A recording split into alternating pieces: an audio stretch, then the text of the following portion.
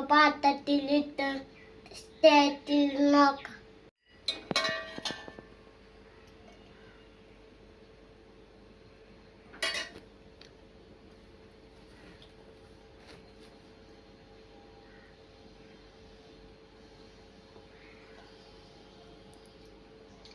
Super സ്റ്റേറ്റുണ്ട്. എന്നെ അമ്മയാണ് help ചെയ്തത്. എനിക്ക് എല്ലാ സാധനങ്ങളും അരിഞ്ഞു തന്നത് എനിക്ക് അമ്മയാണ്. കുട്ടികളാരും കട്ടെടുത്ത് കളിക്കല്ലേ.